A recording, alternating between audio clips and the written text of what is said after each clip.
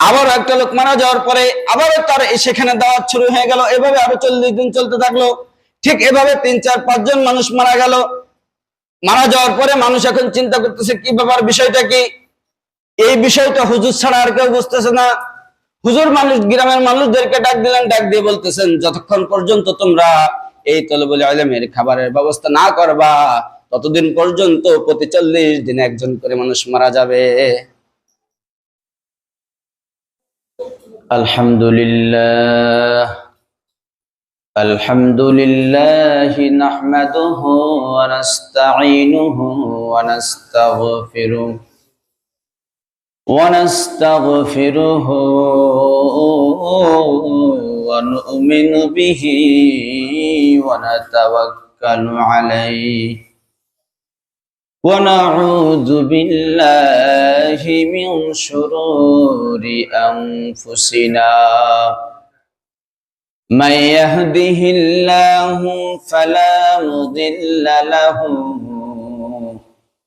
ومن يضلل فلا هادي له ونشهد أن لا إله إلا الله وحده لا شريك له ونشهد أن سيدنا ومولانا محمدا عبده ورسوله الذي أرسله الله تعالى بالحق بشيرا ونذيرا وداعيا إلى الله بإذنه وسراجا منيرا فقد قال الله تبارك وتعالى في كلامه المجيد وفي فرقانه الحميد أعوذ بالله من الشيطان الرجيم بسم الله الرحمن الرحيم كل أمة أجل إذا جاء أجلهم لا يستأخرون ساعة ولا يستقدمون وقال سبحانه وتعالى في شان حبيبه إن الله وملائكته يصلون على النبي يا أيها الذين آمنوا صلوا عليه وسلموا تسليما اللهم صل على محمد وعلى آل محمد كما صليت على إبراهيم وعلى آل إبراهيم إنك حميد مجيد اللهم بارك على محمد وعلى آل محمد كما باركت على إبراهيم وعلى آل إبراهيم إنك حميد मजीद। सूरज ने दिया अपनी शुआ उनको ये पैगाम, सूरज ने दिया अपनी शुआ उनको ये पैगाम, दुनिया है अजब चीज़ कभी सुबह कभी शाम, दुनिया है अजब चीज, कभी सुबह कभी शाम। दुनिया में हो दुनिया के तलबगार नहीं हो, दुनिया में हो दुनिया के तलबगार नहीं हो। बाजार से गुजर हो खरीदार नहीं हो, बाजार से गुजर हो खरीदार नहीं हो। अमाल से बनती है ये जन्नत भी जहन्नम, अमाल से बनती है ये जन्नत भी जहन्नम। ये खा के फितरत है नन रिहे ननूरी, ये खा के फितरत है ननारी है ननूरी। सुब्हानक ला इल्म लना इल्ला मा अल्लमतना इन्नका अंतल अलीमुल हकीम। सदक़ल्लाहु मौलानल अज़ीम व सदक़ रसूलुहुन नबियुल करीम व नहनु अला ज़ालिका लमिनश शाहिदीन वश्शाकिरीन वल्हम्दुलिल्लाहि रब्बिल आलमीन। আলহামদুলিল্লাহ, মহান রব্বুল আলামিনের দরবারে কোটি কোটি শুকরিয়া জ্ঞাপন করি যে রব্বুল ইজ্জত আমাদেরকে গরমের তীব্রতার মধ্য দিয়েও আল্লাহ তাআলা মহান হুকুম পালন করার জন্য আমাদেরকে তারই মনোনীত জায়গা, পবিত্র জায়গা মসজিদে উপস্থিত হওয়ার তৌফিক দান করেছেন। এই জন্য সেই প্রভুর দরবারে শুকরিয়া আদায় করি। সবাই বলি আলহামদুলিল্লাহ। গরম হোক আর শীত হোক, সবকিছু আল্লাহ তাআলার পক্ষ থেকেই নির্ধারিত হয়, ঠিক না? সবকিছু আল্লাহ তাআলার পক্ষ থেকেই নির্ধারিত। তবে কখনো কখনো এই গরম অথবা এই শীত, এই বৃষ্টি না হওয়া, এগুলো কখনো কখনো আল্লাহ তাআলার পক্ষ থেকে গজব হিসেবে আসে। কখনো কখনো গজব হিসেবে আসে। যখন কোনো এলাকার মানুষ যারা আল্লাহ তাআলার নাফরমানি করতে করতে যখন তারা সীমা লঙ্ঘন করে ফেলে, তখন আল্লাহ তাআলা তাদেরকে শাস্তি দেওয়ার জন্য, দুনিয়াবি শাস্তি, কোনো একটা জাতিকে, কোনো একটা মহল্লার মানুষকে, কোনো একটা গ্রামের মানুষ, কোনো একটা এলাকার মানুষকে আল্লাহ তাআলা একত্রে শাস্তি দেওয়ার জন্য কখনো কখনো প্রচন্ড বৃষ্টি দেয়, অর্থাৎ বন্যা বৃষ্টি দিয়ে শাস্তি দেন। আবার কখনো কখনো অনাবৃষ্টি থাকে, অর্থাৎ অনেক দিন যাবৎ বৃষ্টি হয় না, এমনও কখনো কখনো হয়। আবার এরকম মাটি ফেটে চৌচির হয়ে যাচ্ছে, এরকম রৌদ্রু, এরকম গরম দিয়েও আল্লাহ তাআলা গজব দেন। তো যাই হোক, আমরা আল্লাহ তাআলার কাছে দোয়া করব এগুলা যেন আল্লাহ তাআলা আমাদের জন্য গজব হিসেবে না দেন। কারণ হলো, যখন মানুষ সীমা লঙ্ঘন করে, তখন আল্লাহ তাআলা চাইলে সমস্ত মানুষকে একই সাথে অথবা কোনো একটা এলাকার মানুষকে একসাথে তিনি গজব দিতে পারেন, তারপরেও তিনি দেন না। কেন দেন না? কারণ হলো, দুনিয়াতে মানুষ ছাড়া আরো অন্যান্য প্রাণী বসবাস করে।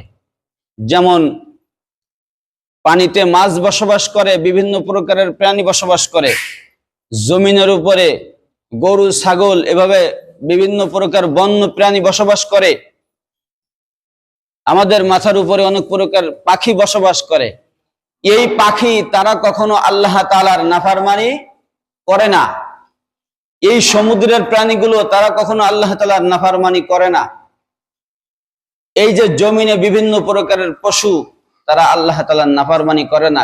এই যারা নাফরমানি করে না, শুধুমাত্র এদের জন্য আল্লাহ তাআলা একেবারেই মানুষকে ধ্বংস করে দেয় না। কাদের জন্য? কাদের জন্য?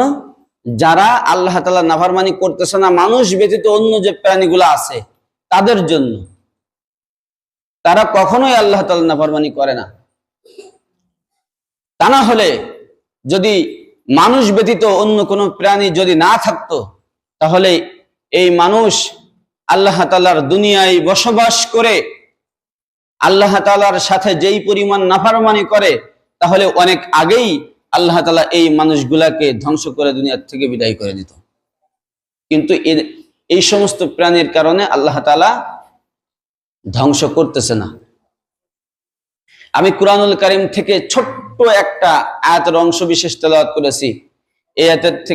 এই আয়াতকে সামনে নিয়ে সংক্ষিপ্তভাবে ছোট্ট করে একটু আলোচনা করব। আল্লাহ পাক রব্বুল আলামিন কুরআনের মধ্যে বলেন, কুল্লু উম্মাতিন আজাল ইযা জাআ আজালুহুম লা ইস্তাখিরুনা সাআতাও ওয়া লা ইস্তাকদিমুন।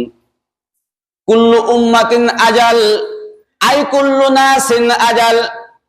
কুল্লু উম্মাতিন আজাল মানে হলো প্রত্যেকটা মানুষের জন্য, প্রত্যেকটা জাতির জন্য আল্লাহ তাআলা সময় নির্ধারণ করে দিয়েছেন। কি নির্ধারণ করে দিয়েছেন? সময় নির্ধারণ করে দিয়েছেন। ইযা জাআ আজালুহুম, যখন তাদের সময় এসে যাবে, লা ইস্তাখিরুনা সাআতান, তাদের জন্য একটা মুহূর্ত, একটা সেকেন্ড তাদের জন্য দেরি করা হবে না। ওয়ালা ইস্তাকদিমুন, আর যখন তার সময় আসবে, তার একটা সময় আসার একটা সেকেন্ড আগেও তাকে দুনিয়া থেকে নেওয়া হবে না। তার মানে হলো, আমার জন্য যেই সময়টা নির্ধারণ করে দেওয়া হয়েছে, আমার জন্য যদি 40 বছরের হায়াত নির্ধারণ করে দেওয়া হয়, আমার জন্য যদি 40 বছর পর হওয়ার পরে একটা মাসের 12 তারিখের দুপুর বেলা পর্যন্ত যদি আমার হায়াত নির্ধারণ করা থাকে, তাহলে দুপুর 12টা, এই 12টা বাজতে 1 সেকেন্ড আগে পর্যন্ত আমার কাছে মালাকুল মউত আসবে না। আর দুপুর 12টা যখন বেজে যাবে, দুপুর 12টা বাজার থেকে নিয়ে একটা সেকেন্ড আমাকে আর সময় দেওয়া হবে না। কথা কি বোঝা যাচ্ছে? প্রত্যেকটা মানুষের জন্য আল্লাহ তাআলা শুধু সময় নির্ধারণ করে দেয় নাই। মিশকাত শরীফের হাদিসের বর্ণনা অনুযায়ী আল্লাহ রাসূল সাল্লাল্লাহু আলাইহি ওয়াসাল্লাম বলেন, দুনিয়াতে যখন কোনো মানুষকে প্রেরণ করা হয়, পাঠানো হয়, এই মানুষকে পাঠানোর কমপক্ষে 50,000 বছর আগে তার তাকদীর নির্ধারণ করা হয়। আমি যে দুনিয়াতে এসেছি, আমি দুনিয়াতে আসার কমপক্ষে 50 বছর, হ্যাঁ আমার কথা বুঝতেছেন না আপনারা? 50,000 বছর আগে, কমপক্ষে 50,000 বছর আগে আমার তাকদীর নির্ধারণ করে দেওয়া হয়েছে। আমি দুনিয়াতে কতদিন বাঁচবো, আমি কি পরিমাণ খাবার খাবো, আমার খাবার কোথা থেকে আসবে, কোথায় কোথায় যাব, কয়টা বিবাহ করব, আমার কয়টা ছেলে মেয়ে হবে, টোটাল অল এভরিথিং যা আছে সব আল্লাহ আগে থেকে তাকদীরে লিখে রাখেন। যদি বিষয়টা এইরকম হয়, যদি এরকমেরও হয়, তাহলে আমার তাকদীর যদি আগের থেকে এরকম নির্ধারিত থাকে যে আমি কি পরিমাণ খাবার খাবো, তাহলে আমার তো খাবার নিয়ে চিন্তা করার কোনো প্রয়োজন পড়ে না। এটা তো আল্লাহ তাআলা আগের থেকে বাজেট করে রেখেছেন। আমার জন্য যদি 40 বছরে যদি 40 টন খাবার বরাদ্দ থাকে, তাহলে আমি যদি দিন রাত একাকার করে যদি আমি পরিশ্রম করি, তাহলে একটা বিন্দু পর্যন্ত আমি থেকে রিজিক বাড়াইতে পারবো না। বাড়াইতে পারবো? পারবো না। এখন প্রশ্ন হলো, এরপরেও মানুষ আল্লাহ তাআলার বিধান পালনের করার ক্ষেত্রে উদাসীনতা দেখায়, কার্পণ্যতা করে। মানুষের উপর আল্লাহ তাআলার যেই বিধানগুলো নির্ধারণ করে দেওয়া হয়েছে, সেই ক্ষেত্রে মানুষ বখিলতা করে, কার্পণ্যতা করে, উদাসীনতা দেখায়, অলসতা করে। কারণ হলো, যেটা আমার তাকদীরে নির্ধারণ করে দেওয়া হয়েছে, আমি চাইলে এর থেকে বাড়াইতে পারবো না। আর যদি আমার পিছনে লেগে দুনিয়ার সমস্ত মানুষ আমার ক্ষতি করার চেষ্টা করে, আমার থেকে আমার তকদির যেটা নির্ধারণ করা আছে তার থেকে একটা বিন্দু পরিমাণ কেউ কমাইতে পারবে কি? পারবে না। আল্লাহ রাসূল সাল্লাল্লাহু আলাইহি ওয়াসাল্লাম এর জামানায় একজন মহিলা আল্লাহ রাসূল সাল্লাল্লাহু আলাইহি ওয়াসাল্লামের কাছে এসে অভিযোগ করলেন, ইয়া রাসূলুল্লাহ, আপনার অমুক সাহাবী, আপনি কি তাকে চেনেন? আল্লাহ রাসূল বললেন, হ্যাঁ, সে তো খুব ভালো মানুষ, সে খুব ভালো মানুষ। আল্লাহ রাসূলের কাছে বলতেছেন, হুজুর, আপনার ওই সাহাবী, আমি তার মা, কিন্তু সে আমাকে খাবার খাইতে দিতে চায় না, খাবার খাইতে দিতে চায় না। আল্লাহ রাসূল বলেন, খুবই খারাপ কথা, ডাকো সেই সাহাবীকে। সেই সাহাবীকে ডেকে আনা হলো। ডাকার পরে আল্লাহ রাসূল তার কাছে জিজ্ঞাসা করলেন, বাবা, তুমি তোমার আম্মাকে কেন খাবার খাইতে দিতে চাও না? তোমার কি সমস্যা? সাহাবী আল্লাহ রাসূলকে ডাক দিয়ে বলেন, ইয়া রাসূলুল্লাহ, আমি দিনে যেই পরিমাণ আয় করি, উপার্জন করি, আমার স্ত্রী আছে, আমার সন্তান আছে, আমার এই সন্তান, আমার স্ত্রী আমার নিজের ভরণ পোষণের জন্য যথেষ্ট না। আমি যা আয় করি এটা আমার নিজের ভরণ পোষণের জন্য যথেষ্ট না। আমি সেখান থেকে আমার মাকে কিভাবে খাইতে দিব? আল্লাহ রাসূল সাল্লাল্লাহু আলাইহি ওয়াসাল্লাম ডাক দিয়ে বলেন, ও আমার সাহাবী, তুমি শোনো, তোমার উপরে যে রিজিকটা নির্ধারণ করে দেওয়া হয়েছে, এই রিজিকটা তোমার আশা হলো তোমার যে অসহায় মা নিজে উপার্জন করতে পারে না, তোমার ঘরে ওই ছোট্ট শিশু সে নিজে উপার্জন করতে পারে না, তোমার স্ত্রী মহিলা মানুষ সে নিজে উপার্জন করতে পারে না, তাদের রিজিকের জন্য আল্লাহ তাআলা তোমাকে রিজিক দান করেন। কথা মনে হয় বুঝাইতে পারলাম না? আল্লাহ তাআলা তাকে রিজিক দিচ্ছেন কিসের ওসিলায়? তার বাড়িতে যে ছোট্ট বাচ্চা আছে সে নিজে উপার্জন করতে পারে না, তার যে অসহায় মা আছে সে নিজে উপার্জন করতে পারে না, তার যে স্ত্রী মহিলা মানুষ সে উপার্জন করতে পারে না।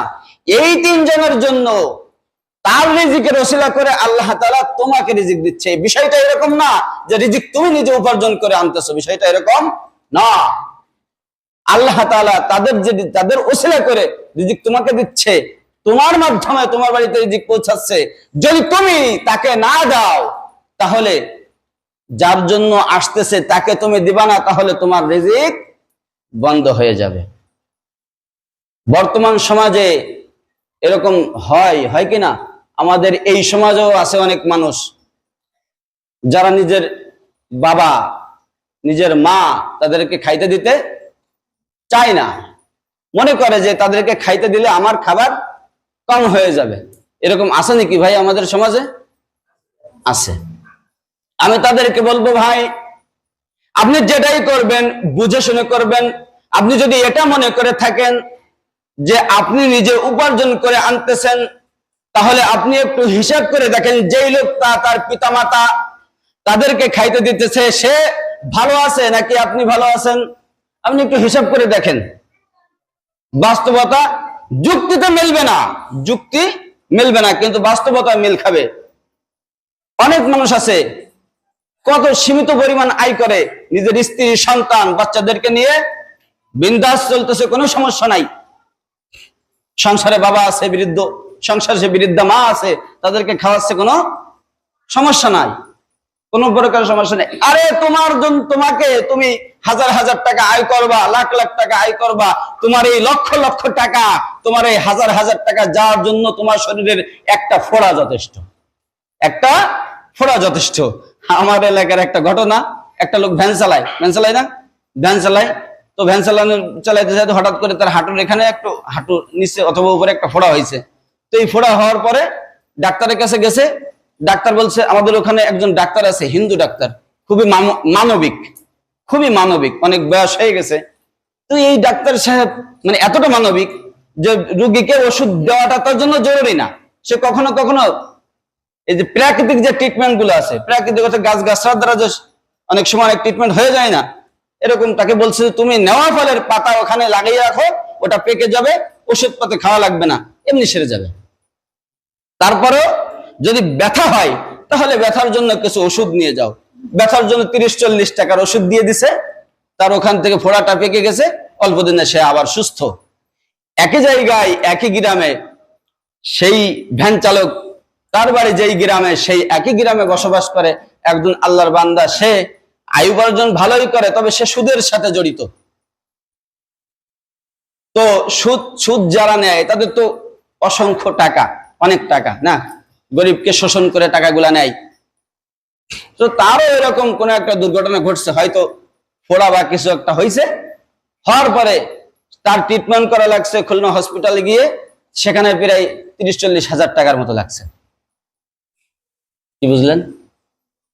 হ্যাঁ, যেই ফোড়া মাত্র 40 টাকায় সেরে যায়, সেই একই ফোড়া সুস্থ হওয়ার জন্য 30-40 হাজার টাকা হয় না। তার মানে আপনার একটা ফোড়াই আপনার 30-40 হাজার টাকা নেওয়ার জন্য যথেষ্ট।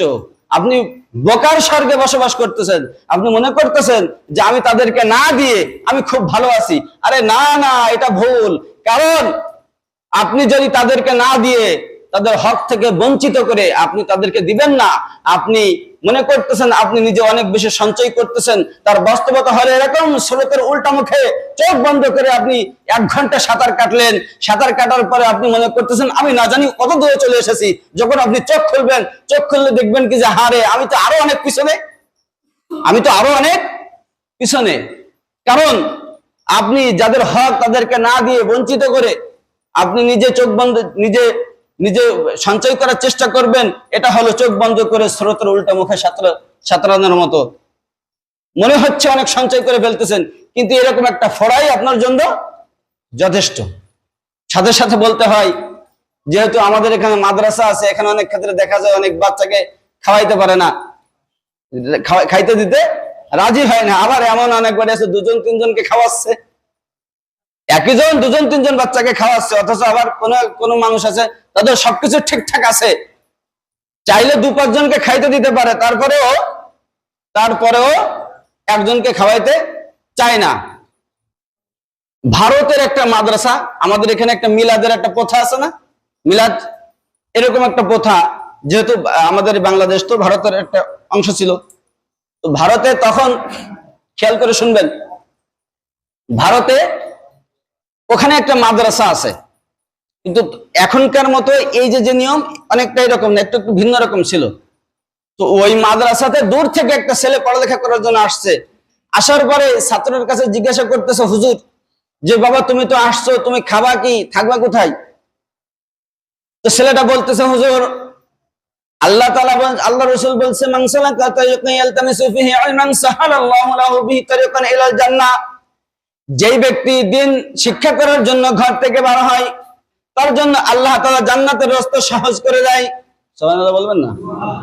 যদি কোনো ব্যক্তি দিন শিক্ষার জন্য ঘর থেকে বের হয়, তাহলে আল্লাহ তাআলা তার জন্য জান্নাতের রাস্তা সহজ করে দেয়। আল্লাহ জান্নাতের রাস্তা যদি আমাকে সহজ করে দিতে পারে দিন শিক্ষা করার জন্য, তাহলে দুনিয়ার রাস্তাও আল্লাহ তাআলা সহজ করে দিবেন। বলে সুবহানাল্লাহ। যে আল্লাহ আমাকে দুনিয়ায় পাঠাইছে, সেই আল্লাহ আমাকে না খাওয়ায় রাখবে না, আমি প্রয়োজনে পানি খেয়ে থাকবো। এটা বাস্তব ঘটনা। হুজুর চিন্তা করলেন যে ঠিক আছে, তার তাওয়াক্কুল আছে আল্লাহ তাআলার উপরে, বিশ্বাস আছে, দেখি কি হয়। ঠিক আছে বাবা, তুমি তোমার মতো থাকো। এভাবে বাড়ি থেকে যে খাবার দাবার নিয়ে আসছিল, শুকনা রুটি, 2-5 দিন পরে একসময় শেষ হয়ে গেল।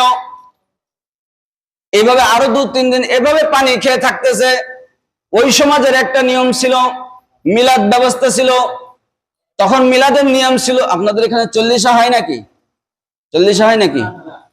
হোক না হোক, ওখানে 40-এর একটা সিস্টেম ছিল।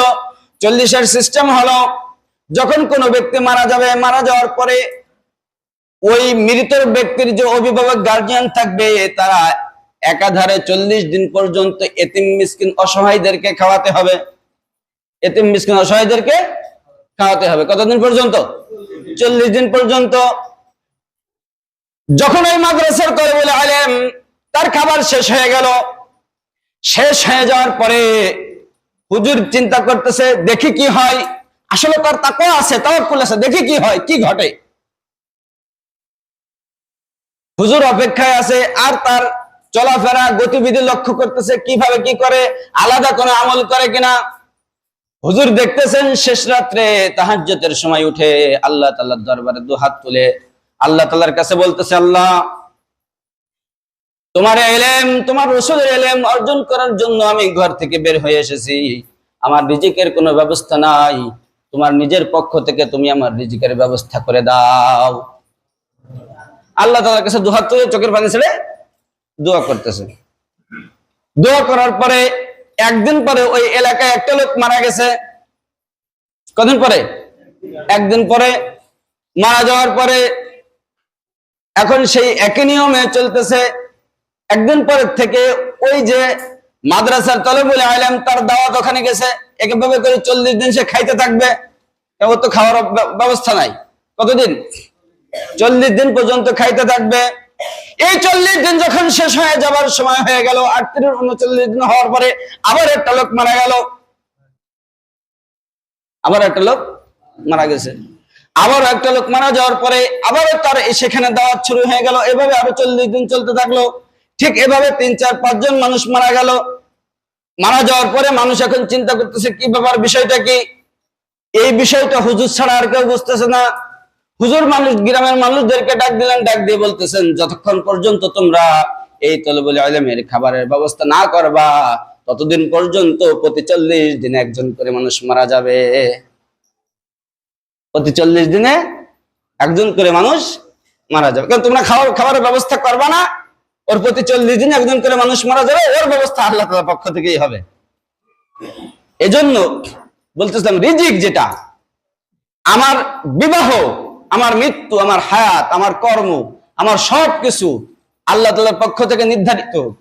তা যদি হয় তাহলে অনেক ক্ষেত্রে দেখা যায় আমাদের সমাজে একটা কথা আছে, যখন একজন যুবক বিবাহের উপযুক্ত হয়, তখন বিবাহ করার জন্য যদি নিজে তার গার্জিয়ান কর্তৃপক্ষকে জানায়, তখন বাবা মা গার্জিয়ান পক্ষ বলে তুমি নিজেই খাইতে পারো না, তুমি আর একটা বিবাহ করে এনে তাকে কি খাওয়াবা?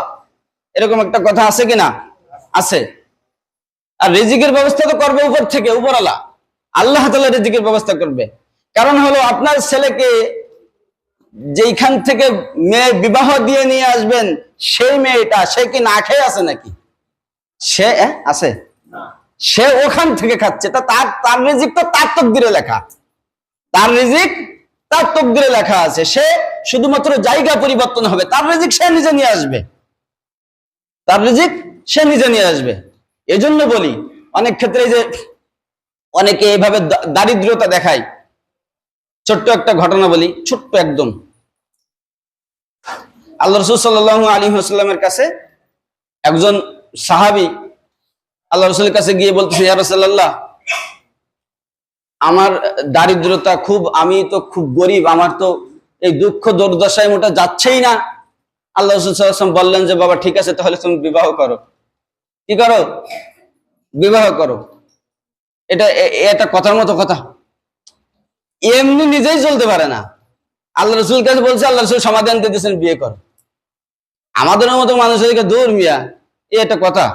আমি নিজেই চলতে পারি না, তুমি আমার আর এক বিবাদের দিকে ঠেলে দিচ্ছ।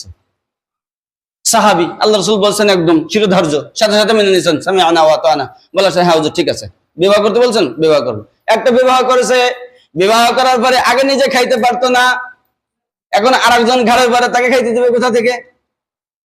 আগে নিজেই চলতে পারে না, এখন হয়তো তিন বেলার জায়গা 2 বেলা খাইতো, এখন আর একজন জুটছে, এই 2 বেলার 1 বেলাও কপালে জোটে না। আবার আল্লাহ রাসূলের কাছে গেছে, ইয়া রাসূলুল্লাহ, আপনি বলছিলেন আমাকে বিবাহ করার জন্য, আমি বিবাহ করছি, আমার দরিদ্রতা আরো বেড়ে গেছে, মানে আমার অভাব অনটন আরো বেড়ে গেছে। আল্লাহ রাসূল বলেন, ঠিক আছে, তুমি আরেকটা বিয়ে করো, আরেকটা বিয়ে করো। এটা বললে আমাদের সমাজের মানুষ কি মানবে? মানার কথা না। মিয়া, তোমার কথা অনুযায়ী আমি একটা বিয়ে করলাম, এমনি আমার অবস্থা খারাপ, তুমি আমার পরামর্শ দিলে একটা বিয়ে করলাম, তাতে ফিরে আমার যাই অবস্থা, তার মধ্যে তুমি আরেকটা বিয়ে করতে বলতেছো, এ হয়? যাই হোক, সাহাবী তো বললো, আল্লাহ রাসূল বলছে, বেশ মেনে নিয়েছে, আরেকটা বিয়ে করছে। আরেকটা বিবাহ করার পরে আগের যে অবস্থা খারাপ ছিল তার থেকে এখন আরো শোচনীয়, মানে আরো খারাপ অবস্থা। আবার আল্লাহ রাসূলের কাছে গেছে, ইয়া রাসূলুল্লাহ, আপনি বলছিলেন বিবাহ করলে আমার দরিদ্রতা দূর হয়ে যাবে। আল্লাহ রাসূল বলেন, কি অবস্থা? বলে, হুজুর আগের থেকে আরো খারাপ। আল্লাহ রাসূল বললেন, তুমি আরো একটা বিবাহ করো। এত সময় পর্যন্ত মানা যাইতো, আর কি মানা সম্ভব? তারপরেও ঠিক আছে হুজুর, ঠিক আছে। আর একটা বিবাহ করেছে, কয়টা বিবাহ হলো? 3টা বিবাহ হয়ে যাওয়ার পরে তার তো টেনশন দূর হচ্ছে না, কিন্তু একটা বিশ্বাস আছে, আল্লাহ রাসূল যেহেতু বলছে অবশ্যই এর মধ্যে বরকত আছে। আল্লাহ রাসূল যেহেতু বলছে বরকত অবশ্যই আছে, হয়তো সময়ের ব্যাপার, সময়ের সাথে সাথে আল্লাহ তাআলা ব্যবস্থা করে দিবেন। 3য় স্ত্রী ঘরে আনার পরে তার দরিদ্রতা দূর হওয়া শুরু করলো, এখন আর অভাব অনটন নাই। কেন? কারণ 3 নম্বর যে স্ত্রী ছিল সেই স্ত্রী সে ওই জামানায় খেজুরের পাতা দিয়ে পাটি বানাতে জানতো, আর ওইটা ওই সময়ের বাজারে বিক্রি হতো। 3য় স্ত্রী আমাদের সমাজের স্ত্রীদের মতো না। আমাদের সমাজের স্ত্রী তো স্বামীদেরকেই সহযোগিতা করতে চায় না। যদি নিজের 2টা টাকা থাকে, মানে স্বামীর কাছ থেকে নেবে, গোছাবে, জমা করবে, এইটা নিয়ে বাবার বাড়ি পাচার করবে না। আর আমাদের সমাজের পুরুষরাও আল্লাহর রহমতে তার থেকে আরো ভালো। যদি নিজের আয় উপার্জন বন্ধ হয়ে যায়, যা তোর বাবার বাড়ি তখন 5000 নিয়ে আয়, এরাও যেরকম ওরাও সেরকম। যাই হোক, এখন 3য় স্ত্রী তিনি এই কাজ জানতো। তিনি তার অন্যান্য যে সাথী আছে 2জন সতীন বলে, তাদেরকে বললেন যে আমাদের সংসারে খুব অভাব অনটন, সবাই মিলে চেষ্টা করে একটু অভাব দূর করার চেষ্টা করতে হবে। কিভাবে? তা তোমরা আমার সাথে এই কাজগুলো করো, তোমরা তো পারো না, আমি শিখিয়ে দিচ্ছি। এভাবে করে 3জন মিলে ওই কাজ করা শুরু করলো। 3জনে পাটি বানানো শুরু করলো। এই 3জনে পাটি বানায় সারাদিন, আর এই পাটিগুলা দিয়ে স্বামী বাজারে বিক্রি করে। খুব অল্প দিনে এই দরিদ্রতা দূর হয়ে গেছে। সব বাড়ি যে সব মহিলারাই কাজ করে এনে দেবে বিষয়টা এরকম না। বিষয়টা হলো যে কোনো মাধ্যমে, যে কোনো ওসিলায় আল্লাহ তাআলা ব্যবস্থা করে দিবেন। শুরুতে আমি একটা কথা বলতেছিলাম, স্মরণ আছে কিনা জানি না, যে আপনার বাড়ির যে রিজিক আছে কার জন্য আসে বলেন তো? কার জন্য আসে বাবা? আপনার বাড়িতে যেই মানুষগুলো আছে যারা নিজেরা উপার্জন করতে পারে না, তাদের জন্য আল্লাহ আপনার হাত দিয়ে আপনার রিজিক দেয়। এরকম না যে আপনি নিজে রিজিক উপার্জন করতেছেন। যদি আমার কথা বুঝতে কষ্ট হয়, আপনি দেখেন যেই লোকটা বিবাহ করে নাই, মানে সংসারে কোনো দায়িত্ব নাই, এ আগে উপার্জন করতো, তার পকেটে কত টাকা থাকতো, আর বিবাহ শাদী করেছে, সংসারের দায়িত্ব নিছে, মা দায়িত্ব নিছে, বাবার দায়িত্ব নিছে, আরো প্রতিবেশীদের সহযোগিতা করে, দান সৎকার করে, এখন তার টাকা কত টাকা জমা আছে আপনারা হিসাব করে দেখেন। যার যার নিজের কথা হিসাব করেন যে আমার আগের অবস্থা কি, আর আমার দায়িত্ব নেওয়ার পরে এখনকার অবস্থা কি। কি এখন আরো জমাইতে পারে, এখন আরো তার পকেটে জমা থাকে দায়িত্ব নেওয়ার পরে। যদি নাও থাকে তো আগের থেকে ভালো খায়, যদি নাও থাকে আগের থেকে টেনশন মুক্ত থাকে, যে কোনো ভাবে কোনো না কোনো ভাবে আগের থেকে সে ভালো। শুধু তাই নয়, বিবাহ শাদী করে নাই, কোনো দায়িত্ব নাই, কাজ করে করে না, কোনো একটা এলোমেলো জীবন। যখন দায়িত্ব নাই তখন জীবনের গতি, জীবনের ধারা, রাস্তা পাল্টে যায়। তখন তার সবকিছু টাকা পয়সা দেখতে পারে, একটা সাজানো গোছানো জীবন শুরু হয়। আমি বলতে চাচ্ছি মেইন বিষয়টা হলো যে আপনি যদি এই খেয়ালে থাকেন যে রিজিক হলো আপনার, রিজিক আপনার কাছে রিজিক আসে, আপনি নিজে উপার্জন করেন, এই ধরনের যদি কেউ থাকেন তাহলে আপনি বোকার স্বর্গে বসবাস করতেছেন। আপনার জন্য আল্লাহ তাআলা আপনাকে রিজিক দেয় না, আপনার বাড়িতে যারা উপার্জন করতে পারে না তাদের জন্য রিজিক দেয়। এই জন্য আমি আপনাদের কাছে অনুরোধ করব, এই পুরো বিষয়টা সবাই একটু ভেবে দেখবো। বিশেষ করে বাবা মার খেদমতের একটা বিষয় আছে, তারপরে আমাদের আশপাশে যদি দরিদ্র অসহায় অভাবী মানুষ থাকে তাদের সহযোগিতা করার একটা বিষয় আছে, পাশাপাশি মাদ্রাসা মসজিদ সেই একটা বিষয় আছে, আর সাথে সাথে বিশেষ করে আমাদের এখানে একটা মাদ্রাসা আছে না, এই মাদ্রাসায় আমাদের বাইরে থেকে ছেলেপেলেরা এসে পড়ালেখা করে, তাদেরও খাবারের দায়িত্ব যদি আমি গ্রহণ করি তাহলে আমার তকদিরে যে রিজিকটা ছিল সেখান থেকে 100 টাকাও তার তকদিরে যাবে না, আমারটা যা আছে তা থাকবে, আমার থেকে তাকে দেওয়া লাগবে না, তার রিজিক সে নিয়ে আসবে, বরং তার কারণে আমার রিজিকের মধ্যে আল্লাহ তাআলা বরকত দান করবেন।